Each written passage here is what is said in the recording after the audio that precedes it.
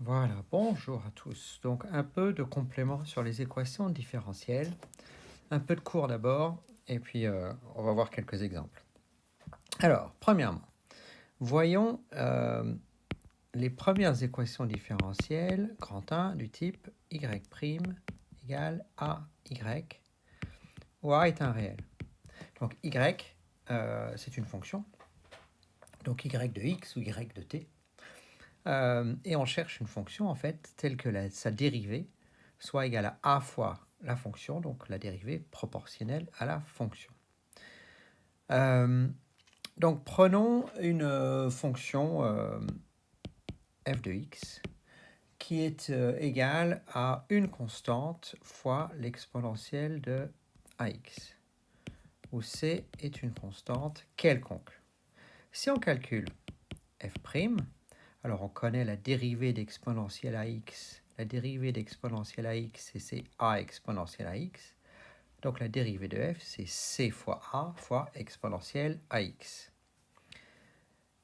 Et on se rend compte que c'est pareil que a fois c exponentielle ax, et que ça, c'est exactement a fois, c'est ma fonction a fois f de x. Donc f' de x, c'est égal à fois f de x. Donc, la fonction f est solution de l'équation différentielle y' égale à y. Ce qu'on va voir maintenant, réciproquement, c'est que toutes les fonctions qui sont solutions de cette équation ressemblent à ma fonction f de x. Donc, c'est une constante fois l'exponentielle à x. Donc, ça, c'est petit 1. Prenons une fonction, donc soit g, une fonction qui est solution de y' égale à y. Alors, pour résoudre le problème, en fait, il faut que je démontre que g de x égale une constante fois l'exponentielle à x. Alors, pour faire ça, on va faire un petit peu compliqué. On introduit une nouvelle fonction. Donc, c'est l'idée motrice de cette démonstration. On a introduit phi, une fonction telle que phi de x égale g de x, donc ma solution de l'équation différentielle, fois exponentielle moins ax. Voilà. Et on va regarder un petit peu ce que c'est que cette fonction phi. Alors déjà, on sait que cette fonction phi, elle est dérivable. Alors, phi de x égale... Bon, en fait, on a un produit de deux fonctions ici. On a g de x exponentielle à x. Donc, on peut le faire avec des u et des v. Si vous voulez, je vais le mettre là. U, c'est g de x. V, c'est exponentielle moins ax. U', c'est g' de x. Et v', c'est moins a exponentielle moins ax. Et on utilise la formule phi de x, c'est u fois v. Donc, phi', c'est u'v plus v' u. Donc, c'est u', donc g' de x fois v exponentielle moins ax, plus v' u. Donc, je vais avoir en fait un moins ici. A exponentielle moins ax, g de x. Voilà. Et ça, qu'est-ce qu'on peut faire? Phi' de x. En fait, je vais remplacer g' par, puisque g est solution de l'équation différentielle, g est solution de cette équation-là. Ça veut dire que g', c'est a fois g. Donc, je vais remplacer g' par ag de x, exponentielle moins ax, moins a exponentielle moins ax, g de x. Et là, vous voyez ce qui se passe. En fait, j'ai deux nombres réels qui sont exactement identiques. Donc, phi' de x égale 0. Donc, j'ai une fonction dont la dérivée est nulle. Ça veut dire que phi de x, c'est une fonction constante. Phi de x, c'est un réel k. Alors, je ne le connais pas, mais je sais que c'est un réel k. Alors, phi de x, c'est un réel k. Donc, phi de x, c'était qui? Ça veut dire que g de x exponentielle moins AX, c'est mon réel K. Alors j'aurais pu être intelligent en fait et l'appeler C ce réel. Voilà, alors, je vais devenir intelligent rétrospectivement. Voilà, et phi de x c'est une constante C. Je vais multiplier par exponentielle AX de chaque côté. Alors exponentielle moins AX fois exponentielle AX, ça fait 1. Et donc j'ai C exponentielle AX. Et là je viens de démontrer que toutes les solutions de mon équation différentielle y' égale à y ressemblent à ça, C exponentielle AX, avec C un réel. Voilà, donc, exemple, si on a une équation E qui est y' moins 8y égale 0, ça c'est une équation différentielle à résoudre. Qu'est-ce qu'on fait? On fait y' égale 8y et on reconnaît y' égale à y. Donc les solutions de E, et c'est direct, sont, alors on peut leur donner un nom, f de x, g de x, ce que vous voulez, f de x, égale une constante fois exponentielle 8x. Voilà, c'est fait. C'est appartenant à R. Donc ça, c'est immédiat. Un petit peu plus intéressant, et c'est un petit peu le but finalement de cette vidéo, c'est de regarder en deuxième partie les équations du genre y égale a, y', égale ay plus b.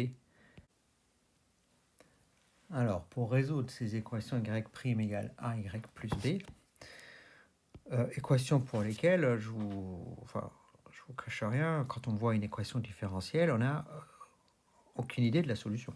On ne sait pas trop. Donc on va tâtonner, on va chercher, et on se dit s'il y a une solution, est-ce qu'il y a une solution simple? Donc cherchons, est-ce qu'il y a une fonction constante? Parce que je pense à rien de plus simple dans les fonctions. Est-ce qu'il y a une fonction constante qui est solution de ça? Donc prenons une fonction soit f, une fonction telle que f de x égale grand C, où C c'est un réel. Si f de x égale grand C constant, c'est que sa dérivée est nulle. Alors si du coup cette fonction est solution de l'équation, ça veut dire que f', donc 0, égale a fois f, donc ac plus b. Ce qui fait ac égale moins b et c égale moins b sur a si a est non nul. Bon, si a est nul, pour rien vous cacher, si a est égal à 0, ça voudrait dire que y' égale b. Ça veut dire que la dérivée est constante. Et toutes les fonctions qui ont des dérivées constantes, c'est les fonctions affines. Et puis en fait, voilà, l'équation différentielle, elle est très simple. Donc, supposons que a est non nul. Et donc, j'ai une solution. F de x, ici, f de x égale moins b sur a, est solution de mon équation E. Ici, l'équation E. Bon, ben, ça me donne une solution, mais ça ne me les donne pas toutes. Supposons que j'ai une fonction g et solution de E. Hein, imaginons qu'on a une fonction g qui est solution de E. Ça veut dire quoi? Ça veut dire que g' de x égale a fois g de x plus b. Je sais en plus que, si je rappelle, hein, je sais, là j'ai une solution, hein, je sais que f' de x, c'est af de x plus b. Ça, je le sais parce que f de x égale moins b sur a est une solution, ça, c'est sûr. Alors, on va faire une petite astuce, on va soustraire. Et si on soustrait, ça fait quoi? Ça fait g' de x moins f' de x, d'un côté, égale a g de x plus b moins a f de x moins b, attention au signe, ce qui fait a facteur de g de x moins f de x. Ça, c'est g' de x moins f' de x. Alors, si cette fonction-là, je lui donne un nom. Je lui donne un nom, je vais l'appeler phi de x égale g de x moins f de x. Ça veut dire que phi prime de x, c'est g prime de x moins f prime de x. J'essaie juste de réécrire cette ligne-là de manière plus simple. Je suis tombé là-dessus.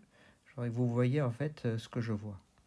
G' de x moins f' de x, c'est phi prime de x. Donc a fois g de x moins f de x, c'est phi de x. Peut-être que vous le voyez, mais ça veut dire que phi est solution d'une équation différentielle. De l'équation différentielle y' égale à y.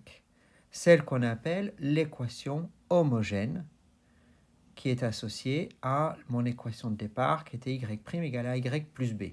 Homogène, ça veut dire qu'on a enlevé le b, en fait. Cette équation, je sais la résoudre, parce que c'était mon grand 1 de tout à l'heure. Y' égale à y. Ça veut dire que phi de x, c'est c exponentielle de ax. Et ça, c'est quoi? C'est g de x moins f de x. Mais f de x, je la connais en fait, cette fonction. Ça veut dire que g de x, c'est c exponentielle de ax plus f de x. Ce qui veut dire que la solution, si g est une solution de mon équation différentielle, alors elle est forcément égale à c exponentielle à x plus f de x. Mais f de x, je connais. F de x, c'est moins b sur a. À ce niveau, on l'avait juste au-dessus. Moins b sur a. Voilà. Donc on sait résoudre une équation différentielle avec un plus b constant. Le a et le b, c'était bien des réels. Exemple, alors comment on fait dans la pratique? On peut apprendre cette formule par cœur, ça ne sert pas à grand-chose de s'encombrer la mémoire. Donnons une équation E qui est y' égale 3y moins 5, une équation différentielle. La dérivée y', c'est 3 fois la fonction y moins 5. Et on cherche une solution. Je cherche même toutes les solutions de ça. Je ne l'ai pas mis tout à l'heure, mais là, c'est appartenant à R. Vous aurez remis ça tout seul dans votre tête. Alors, ça va se faire en 2 étapes. On ne va pas apprendre par cœur, on ne va pas refaire la démonstration, on va juste faire 2 étapes. Et on va juste se souvenir, en fait, que les solutions de mon équation différentielle sont formées de toutes les solutions de l'équation homogène, c'est-à-dire celle sans le plus b, et auxquelles on rajoute, ici, on rajoute une solution particulière qui est constante. Et on va juste faire ça à chaque fois. Donc, qu'est-ce qu'on fait? On fait équation homogène. Je commence toujours par ça, l'équation homogène, y' égale 3y. Donc, je ne m'occupe pas du moins 5. Les solutions sont, appelons-les f de x, égale c exponentielle 3x, avec c appartenant à R. Et là, j'ai toutes les solutions de cette équation homogène. Une solution particulière. Cherchons une solution particulière constante. Alors, si j'ai une solution particulière constante, mais cette fois-ci, pas de l'équation homogène, mais de y' égale 3y moins 5. Ça veut dire quoi? Si elle est constante, y' vaut 0. Y, c'est 3 fois un réel k, moins 5. Une fonction qui est constante qui vaut k, la dérivée vaut 0. J'ai 0 égale 3k moins 5, ce qui fait 3k égale 5 et k égale 5 tiers. Donc j'ai une solution constante. Alors des fois, vous verrez dans les exercices, au lieu de k, ou dans les corrections, vous verrez un y0. Le y0, c'est une solution constante de l'exercice. On lui donne un nombre 0 pour bien dire que c'est une solution particulière. Donc y0, 5 tiers, fonction constante. Donc les solutions, et on conclut, les solutions de l'équation E sont f de x égale c exponentielle 3x plus ma solution particulière. Et avec c appartenant à R. Alors juste pour terminer, parce que tout ça, des fois ça paraît un petit peu magique, on pourrait vérifier en fait que cette fonction-là, que c'est correct, que cette fonction elle vérifie bien en équation différentielle. Des fois ça vaut le coup de le faire ça. Donc on va redériver. Alors dans les exercices vous n'êtes pas obligé de le faire. Une fois que vous avez votre solution, vous avez récité votre cours là, comme j'ai fait dans l'exemple, et vous arrêtez. Là on vérifie. C exponentielle 3x, je dérive. Alors j'ai ma constante fois 3 exponentielle 3x. Et puis, si je dérive ce plus 5 tiers, là, ça fait 0. Donc, voilà, j'ai juste c fois 3 exponentielle 3x. Calculons, donc ça d'un côté. Calculons 3y moins 5. Alors, 3y moins 5, donc c'est 3 fois f de x moins 5. Ça fait 3 fois f de x, donc ça fait 3 fois c exponentielle 3x plus 5 tiers, moins 5.